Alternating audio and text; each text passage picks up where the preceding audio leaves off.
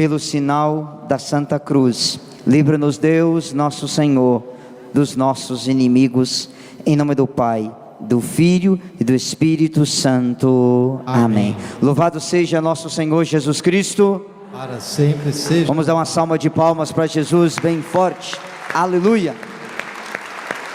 Levanta a sua mão e diga comigo: eu creio. Eu creio. Nessa noite, o Senhor já está realizando o impossível na minha vida. Diga para o seu irmão do lado: Deus vai fazer o impossível na sua vida. Vamos abrir a nossa Bíblia, Evangelho de São Marcos, capítulo 11, versículo 22. Marcos, capítulo 11, versículo 22. Na Bíblia da Ave Maria é página 1337. Marcos 11, 22. E você fica com sua Bíblia aberta, que eu vou voltar no texto várias vezes. Pode ficar sentado mesmo. O Senhor esteja conosco. Evangelho de nosso Senhor Jesus Cristo segundo São Marcos. Glória. Respondeu Jesus: tendes fé em Deus? Em verdade eu vos declaro, todo o que disser a esse monte, levanta-te e lança-te ao mar, se não duvidar no coração, mas acreditar que sucederá tudo o que disser, obterá esse milagre. Por isso eu vos digo, tudo o que pedires na oração, credes que tendes recebido e vos será dado. Vamos repetir esse Marcos 11, 24, 1, 2, 3. Por isso eu vos digo, tudo que pedirdes na oração, credes que tendes recebido, vos será dado. E quando vos puser de pé para orar, perdoai, se tiver algum ressentimento contra alguém, para que também vosso Pai que está no céu vos perdoe os vossos pecados. Mas se não perdoares, tampouco vosso Pai que está no céu vos perdoará os vossos pecados. Palavra da nossa salvação. Glória a vós, Senhor. Dá uma salva de palmas bem forte para a palavra de Deus. Queridos, quem deseja que Deus faça o impossível na sua vida, diga aleluia. Aleluia. Mais alto. Aleluia. Deus pede nessa noite 3 coisas de você. Fala comigo: oração, fé e perdão. Repita. Oração, fé e perdão. Falaram igual o testemunho de Jeová, Deus me livre. 1, 2, 3. Oração. São Basílio Magno dizia que nada está fora do alcance da oração, a não ser aquilo que está fora da vontade de Deus. Vamos repetir? Nada está fora do alcance da oração, a não ser aquilo que está fora da vontade de Deus. O nosso querido Padre Jonas pregava: tudo pode ser mudado pela força da oração. Primeira coisa, você precisa orar, e muito mais do que rezar, é ter uma vida de oração, uma vida de intimidade com Deus. Santa Teresinha dizia de forma maravilhosa: parar de rezar é caminhar para o inferno sem a ajuda do demônio. Você quer ir para o inferno sem o diabo te empurrar? Para de rezar. Santo Afonso de Ligório vai mais claro, ele diz: quem reza se salva, quem não reza se condena. Vamos repetir? Quem reza se salva, quem não reza... Mateus 21, 22, Jesus diz: tudo que pedir na oração vos será dado. Isaías 65, versículo 24, a palavra de Deus vai dizer de maneira clara: vocês estarão ainda orando e já serão atendidos, apenas voltarão os olhos para mim e eu vos atenderei. Diga aleluia. Aleluia. Então eu quero dizer para você nessa noite, olha para mim, Deus tem interesse em fazer o impossível acontecer na sua vida hoje. Por quê? Por uma única razão: a obra-prima de Leonardo da Vinci é a Mona Lisa, a obra-prima do Aleijadinho é os 12 profetas, a obra-prima de Michelangelo é a Pietà e o Davi, e você é a obra-prima das mãos de nosso Senhor Jesus Cristo. Ele deseja fazer isso na sua vida. Aleluia. Então bata no seu peito e fala: eu sou obra-prima das mãos de Deus. obra-prima. E Ele deseja fazer o impossível na minha vida. Ele deseja fazer o impossível na minha vida. A oração para Deus fazer o impossível na sua vida, ela tem que ter 3 coisas que o Evangelho de Lucas, você vai lembrar, não vou mandar você pegar, cita. Fala comigo: pedi e recebereis. Pedi e receberei. Buscai e acharei. Buscai e acharei. Batei e a porta será aberta. Bateis e a porta será. Todo aquele que pede, recebe. Todo aquele que pede. Quem busca, acha. Quem busca, acha. E quem bate, a porta será aberta. Quem bate, a porta será aberta. Jesus usou 3 verbos: pedir, buscar e bater. Pedir é médio esforço. Pedir é um pequeno esforço. Buscar é um médio esforço. Bater é um grande esforço. Só que Jesus está falando de 3 virtudes que a oração tem que ter. Primeiro, humildade, confiança e perseverança. Repita: humildade, confiança e Perseverança. O que é humildade? Você é a criatura e Ele é o Criador. Diga para a pessoa do seu lado: Deus não atende nariz empinado. Fala. Deus não atende nariz empinado. Tem gente que quer rezar diante de Deus com o nariz empinado. Desça do seu pedestal, os humilhados serão exaltados. O que é humildade? Você vai rezar, não é para Deus fazer a sua vontade, mas é para você fazer a vontade dEle. Isso aí tem um peso. Santo Agostinho dizia que todas as virtudes batem no coração de Deus, mas a humildade abre a porta do coração de Deus. O que é uma oração humilde? Senhor, eu quero essa graça, mas faça a tua. Senhor, eu quero esse milagre, mas faça a tua. Olha para mim. Quando você reza, quando você ora, você tem 3 respostas: sim, não, espere. Repita: sim. Primeiro, porque sim, se o que você está pedindo está de acordo com a vontade dEle. Não, porque Deus é Pai, e Deus não dá o que você quer, Deus dá o que você precisa. E espere, porque Ele vai preparar algo melhor e muito maior que você possa imaginar. Amém? Amém. Glória a Deus por isso. Então veja, repete comigo: sim, não e espere. Repita: sim, não e espere. Isso é humildade. Tem gente que quer que Deus seja Doril. Tomou Doril, a dor sumiu. Deixa de ser besta. As coisas não acontecem no nosso jeito, na nossa hora, no nosso momento. Do jeito dele, na hora dele, no momento dele. Mas a coisa que mais repete na Bíblia é uma palavrinha chamada de repente. De repente veio um vento impetuoso. De repente a terra tremeu e as cadeias se abriram. De repente o mar se abriu. Deus gosta de agir de repente. E eu quero dizer que nessa noite, de repente, o milagre vai acontecer na sua vida para a glória de Deus. Amém? Deus vai agir de repente na sua vida. Então repita comigo: humildade é o primeiro passo da oração. O coração tem que ser o que, gente? Porque a pessoa orgulhosa não pede. Eu já atendi pessoas: eu não vou pedir Deus nada não, Ele já sabe que eu preciso, se Ele quiser Ele me dá.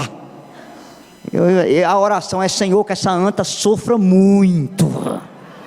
Sim, tem gente que tem que sofrer para ficar humilde na vida, porque até na hora de rezar, nariz tupetudo. Vocês estão entendendo, sim ou não? Mas tem um segundo verbo: buscai e acharei. Repita: buscai. Jesus está falando o que? Confiança. Repete a palavra bem forte. Confiança. Repita comigo: eu preciso confiar nas promessas de Deus. Olha para mim. O que é confiança? 1 Pedro capítulo 5 versículo 7. Lançai sobre Ele todas as vossas preocupações, Ele tem cuidado de vós. Mateus capítulo 6 versículo 33. Buscai em primeiro lugar o reino de Deus e tudo vos será dado por acréscimo. Lucas 12:36. Não temas, pequeno rebanho, foi do agrado do Pai dar o reino para vocês. O que é confiança? Vem de fiar, de fiança, de fiador. É ser dependente de Deus. O que é ser confiança, gente? Ser o quê? Dependente de Deus. Deixa eu contar uma coisa para vocês. Michele e Gustavo gostam muito de viajar. Foram para a Itália, para a terra do padre, fazer um cruzeiro num transatlântico. Não era o Titanic, pode ficar em paz. No meio do Oceano Atlântico, não, mas chama aquele trem lá, é Mar Mediterrâneo, né? No meio do Mar Mediterrâneo começa uma tempestade. E o vento levantando a montanha, aquele trem balançando. Ainda bem que eu nunca andei de navio, graças a Deus. Balançando para um lado para o outro, que dava ânsia de vômito todo mundo. E Michele e Gustavo lembrou que eles não tinham confessado. Oh, mas Nossa Senhora, morrer afogado e afogar no colo do cão não dá não. E começaram a rezar, E de repente Gustavo saiu, vendo aquele tanto relâmpago. Ele percebeu que tinha um menininho. Seu nome? Como? O Davi. Estava sentadinho na beira do navio, contemplando a tempestade, aqueles relâmpagos, e o pau quebrava e Davi ria. Aí o Gustavo falou: ô Davi, você não está com medo de morrer não? Eu não. Você não está vendo a força da tempestade? Ele falou: estou. Você não está vendo a velocidade dessas ondas? Estou. E você não está com medo? Não. Ô Davi, por que você não está com medo? O Davi olhou e falou: Gustavo, a tempestade está forte, a onda está forte, o mar está em fúria, mas o capitão do navio é o meu pai, e eu sei o pai que eu tenho. Que é confiança? Talvez a sua vida está passando por uma grande tempestade, por um grande sofrimento. As ondas estão entrando na barca da sua vida, parece que a barca vai afundar. Mas se você tiver o Pai como capitão do seu navio, pode ter certeza, aonde Deus é o capitão, tempestade nenhuma afunda. Aplauda esse Pai, Ele cuida de nós. Aleluia! Então, meu irmãozinho, talvez você veio aqui hoje desesperado, depressivo, angustiado, com câncer, desempregado. Eu quero dizer para você que por maior que seja a tempestade, o Pai é o capitão do seu navio. Essa tempestade não pode afundar sua barca, porque Jesus é o capitão da sua barca. Aplauda esse Jesus, confia nele. Aleluia! Repita comigo: eu confio, Jesus. O Senhor está cuidando de mim. Fala mais alto. O Senhor. Amém, gente? Então, primeiro é humildade. Segundo é confiança. Terceira coisa, batei e a porta será aberta. Qual é o nome disso? Perseverança. Fala forte. Olha para o seu irmão do lado, dá uma risadinha, diga para ele: se você desistir, eu vou dar um couro em você. Fala. Qual é o segredo? Olha para mim. Santa Mônica rezou por Santo Agostinho quase 30 anos. Quantos anos, gente? Se fosse algumas mulheres aqui, já tinha desistido. Para o meio do inferno, vai lá, Agostinho, sem vergonha. Quando Deus foi derrubar as muralhas de Jericó, quantas voltas ele teve que dar? 7. Se fosse alguns de vocês, na quinta a mulher nem trincou, você ia embora. Deus só faz milagre na vida de quem persevera. Deus só faz o impossível na vida de quem não desiste, de quem tem perseverança. E sabe por que isso acontece? Por duas razões simples. Número 1, Deus, Ele demora em agir para saber até onde a sua fé vai, para saber se você quer a graça dele ou se você quer o Deus da graça, se você quer a consolação dele ou se você quer o Deus de toda a consolação. E tem gente que tem que ficar na igreja mesmo, porque se Deus atender, a pessoa vai embora. Quantas pessoas você conhece que depois que a graça chegou, ela vazou? Aí depois que o trem aperta, ela volta e faz novena, e faz não sei o que, e faz não sei o que, e faz não sei o que, torna-se atendida, ela vaza. Tem alguns, quando vem me pedir oração, eu até rezo, mas o coração está: cura não, Jesus, cura não, deixa ela aqui, porque eu sei curar, ela vai embora, gente.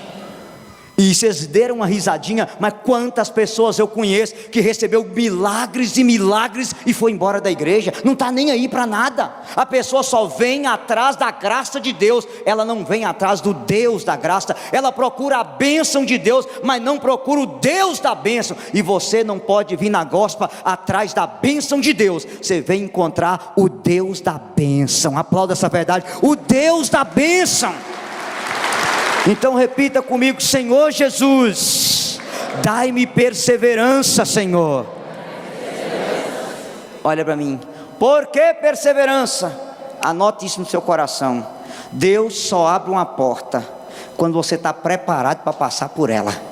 Se você não tiver, Deus não abre. Eu vou te explicar. Posso, sim ou não? Você está pedindo a Deus um carro, mas Deus sabe que se Ele te dar um carro agora, você vai beber uns mé, vai bater o carro e morrer. Então é melhor vivo a pé que com um carro morto. Estão me entendendo, sim ou não? Eu já falei isso aqui em várias pregações e volto a repetir. Tem pessoas que Deus não cura, por quê? Vou dar um exemplo para você. Você vai rezar para um paralítico, o filho da mãe levanta da cadeira de roda e vai para o boteco, para a zona ou para o cabaré. É melhor paralítico no céu que descer caminhando para o inferno. O que adianta fazer o cego enxergar, o miserável descer enxergando para o inferno? O que adianta fazer o mudo falar e descer com a língua de 2 metros de comprimento para o inferno? É muito melhor mudo no céu, surdo no céu, paralítico no céu, do que com muita saúde no colo do cão. Não foi isso que Jesus disse? Se sua mão te leva ao pecado, corta. É melhor entrar sem uma no céu que com as duas abraçar o cão no inferno. Se o seu olho te leva ao pecado, arranca. É melhor zaroi no céu que com os dois olhar o cão no inferno. Se sua perna te leva ao pecado, é melhor entrar saci no céu que descer caminhando com as duas para o colo do cão, gente. Persevere.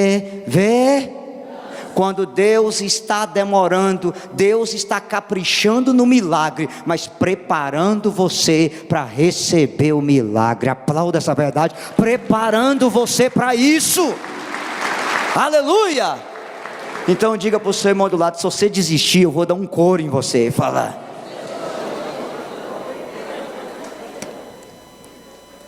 Repita comigo: é proibido desistir. Até aqui vocês entenderam? Diga amém. Ô gente, olha para mim, vou mudar de assunto. A maioria das pessoas que estão aqui, que receberam grandes milagres, Deus não fez milagre assim. Você teve que suar a camisa para a graça acontecer. Teve que fazer novena, trezena, ir na Canção Nova, ir em Aparecida, vir no Padre Vanilson, não sei aonde. Foi ou não foi?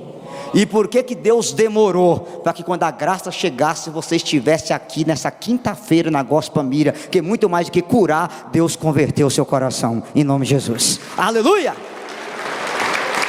Agora olha para mim. O Catecismo da Igreja, parágrafo 27, 28, diz que essas 3 coisas: confiança, humildade e perseverança. Repete as 3 coisas. Elas acontecem para você vencer as 4 principais tentações da oração. Quais são as 4 principais? Primeiro, desânimo. Repita. Desânimo. A pessoa tem um fogo miserável para assistir Copa do Mundo. É capaz de sair da empresa ainda que o patrão manda embora para ver jogo do Brasil. Bem feito, não é bom que saiu mesmo. Mas se você chamar ela para rezar, primeira Ave Maria, ela fala: estou cansada.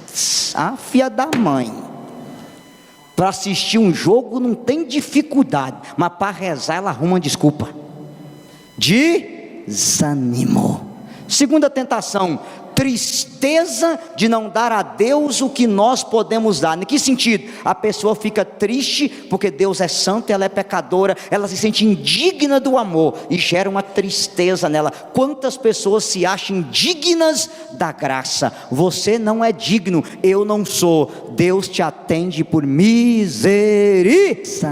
Pode aplaudir essa misericórdia, por isso que Ele te atende. Tristeza de não dar a terceira coisa que nós podemos dar. Em que sentido? A pessoa fica triste porque Deus é santo e ela é pecadora, ela se sente indigna do amor e gera uma tristeza nela. Quantas pessoas se acham dignas da graça? Você não é digno, eu não sou. Deus te atende por misericórdia.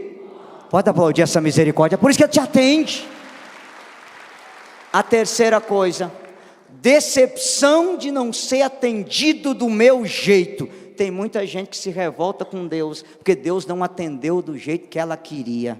Decepção. E a última tentação é o orgulho, querer que Deus faz a minha vontade. Não, tem que fazer a vontade de 1 João capítulo 5, versículo 13, que a Bíblia diz: tudo que pedimos, conforme a tua vontade, Ele nos atende. Conforme a tua, não é a sua vontade, é a vontade de Deus. Então, oração, amém? Segunda coisa, fala comigo: fé carismática. Repita. Jesus disse assim: se você ordenar a esse monte que te transporte daqui para lá, sem duvidar no coração, você obterá esse milagre.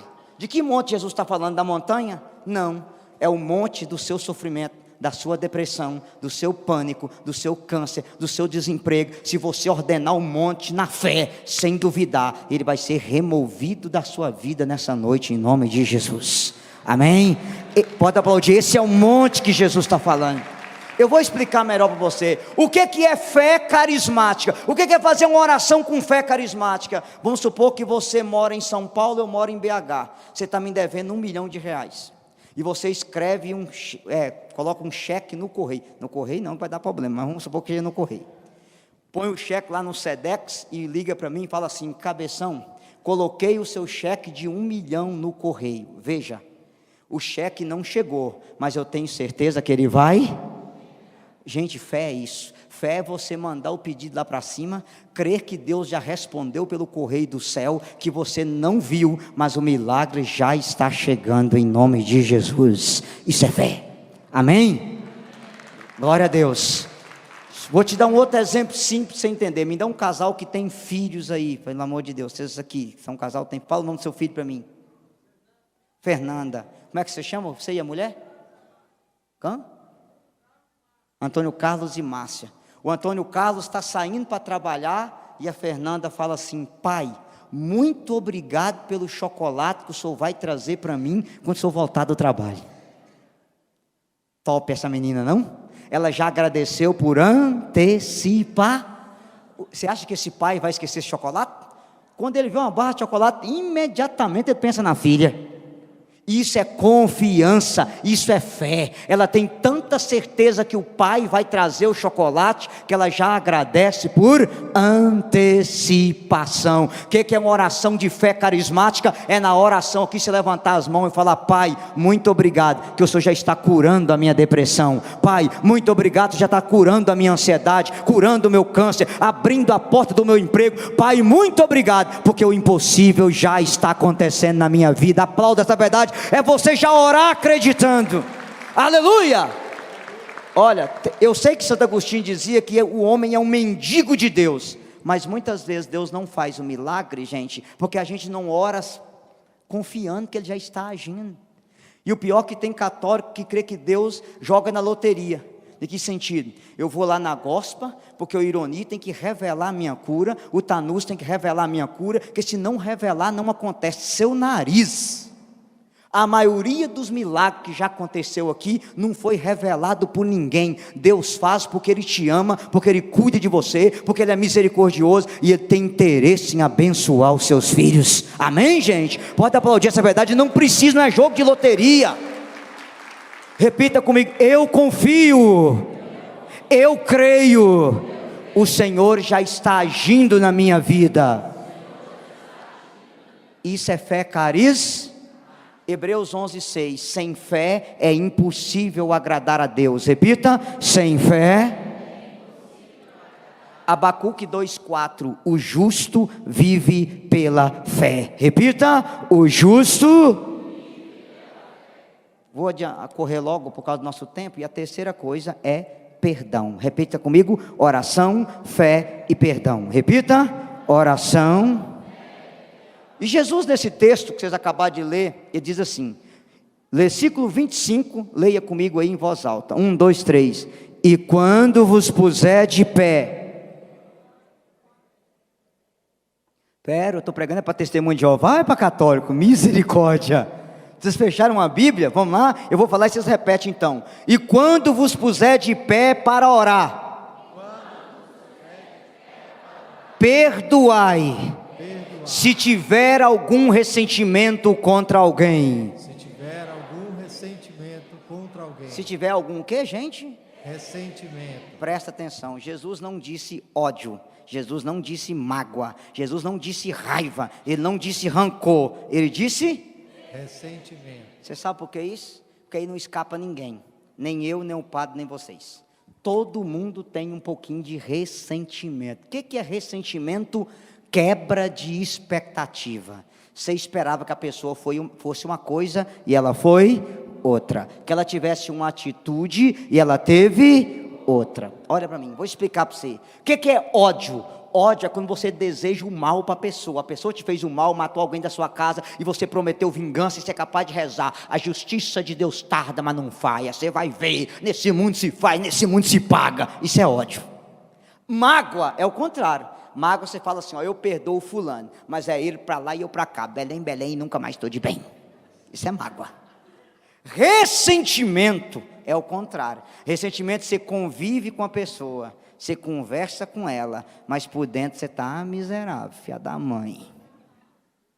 Ou seja, você convive, você conversa, mas o coração está o quê? Ressentido, porque você esperava que a pessoa fizesse aquilo e ela não fez, que ela tivesse aquela atitude e ela não teve. Quanta gente ressentida com o padre, esperava que o padre fosse de um jeito e o padre fosse de outro, esperava que o padre doasse a palavra nas homilias, o padre doa a ideologia nas homilias, a pessoa sai da missa com mais raiva do que entrou, ressentido. Quanta mulher ressentida com o marido, coiceiro, o tempo inteiro nela. Quanto marido ressentido com a esposa. E Jesus está dizendo que todas as vezes que você colocar de pé para orar, você tem que perdoar todo ressentimento. Repete a palavra, gente. É sentir de novo. Duas coisas aqui para a gente já ir caminhando para o fim da pregação. Primeiro, olha para mim.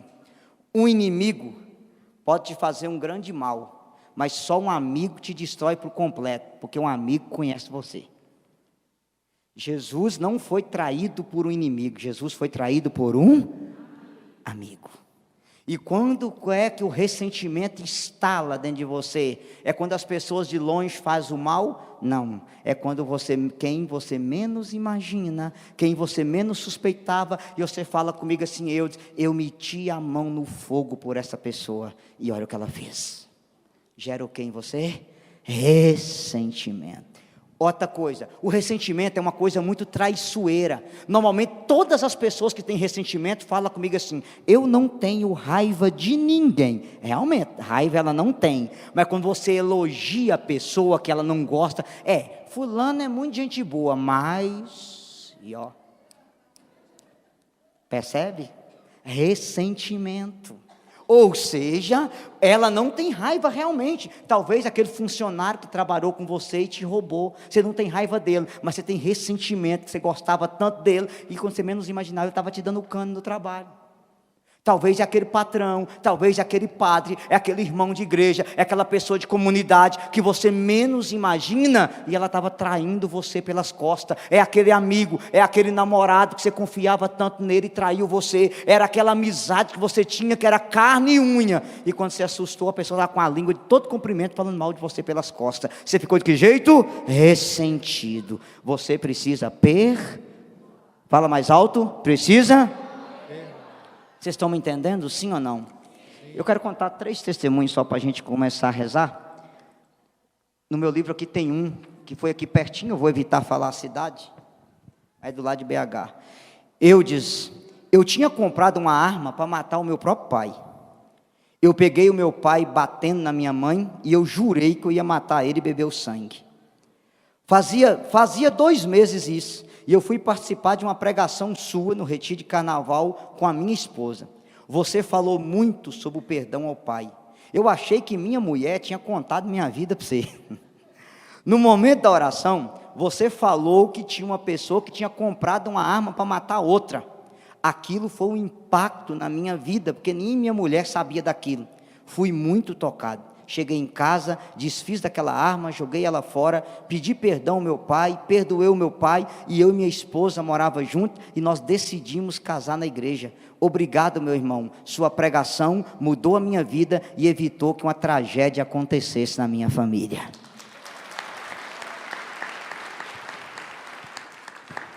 Escuta, a paz de Jesus, bem resumidamente, vem contar o meu testemunho. No ano de 2016 eu perdi a minha mãe e em seguida tive uma briga muito feia com a vizinha, um mal entendido. Ela me disse horrores, me humilhou muito. Como eu estava sem chão, não fiz nada. Passou o tempo, eu comecei a ter um ressentimento profundo dela, mas sempre sentindo uma dor no peito sem explicação. Lembro-me de estar no meu quarto ouvindo a rádio Gospel Mira e você estava pregando. De repente você disse, você, minha irmã, que está com mágoa dessa vizinha, libera o perdão para ela. E o perdão vai curar as feridas da sua alma, mas não é para amanhã, é para hoje. eu senti a mão de Deus tocando no meu braço e me puxando. Eu me arrepiei todinho ouvindo aquela pregação. Fui até aquela pessoa e pedi a ela perdão em lágrimas. Digo a você e a todos que o perdão curou o meu coração naquele exato momento. Senti uma paz inexplicável e a partir daquele dia eu já estou em paz com Deus. Vamos aplaudir o Senhor. Louvado seja Deus por isso. E aqui eu quero encerrar para a gente rezar. Abra a Bíblia de vocês em Marcos 16. Vamos ver 2 textos para ajudar vocês nessa oração. Pode solar o teclado aí, Gustavo. Marcos 16. Eu preciso ajudar vocês nisso aí. É o mesmo evangelho. Versículo 15. Marcos 16, 15. Ide por todo o mundo e pregai o evangelho a toda criatura. Repita. Ide por todo o mundo e pregai o evangelho. Quem crê e for batizado será salvo, mas quem não crê será condenado. Esses milagres acompanharão os que crerem. Expulsarão os demônios em meu nome, falarão novas línguas, manusearão serpente. Se beber algum veneno mortal não lhes fará mal, e imporão a mão aos enfermos e eles ficarão curados. Versículo 20. Os discípulos partiram e pregaram por toda parte, e o Senhor cooperava com eles e confirmava a pregação com os milagres que a acompanhava. Palavra da nossa salvação. Dá uma salva de palmas essa palavra de Deus. O que Jesus disse na palavra? Vocês imporão a mão nos enfermos e eles serão o que, gente? As mães precisam voltar a impor a mão sobre os filhos. Tem mãe que confia muito mais na mão do pregador do que na mão dela. Pelo amor de Deus, a senhora tem dom de cura para os seus filhos. As esposas precisam voltar a orar impondo a mão nos maridos. Você tem autoridade espiritual de cura para ele. Os maridos precisam aprender a orar impondo as mãos sobre as suas mulheres. Os pais precisam impor as mãos nos filhos. Os filhos precisam impor as mãos nos... Gente, a sua parte é colocar as mãos. Quem faz a cura é Deus. Eu fico tão triste. Eu sei que tem gente que tem um ministério de cura, é uma outra coisa. Mas qualquer um de nós aqui tem o dom de cura para o irmão. Porque você tem fé. É os que crerem em meu nome. Quem crê, diga aleluia. Você vai impor a mão nos enfermos e eles serão o que, gente? O Salmo 144, versículo 19 diz assim: o Senhor se aproxima daqueles que o invocam, daqueles que o invocam com sinceridade. Ele ouvirá seus clamores e os salvará. Esse salmo vai se cumprir hoje na sua vida, em nome de Jesus, amém.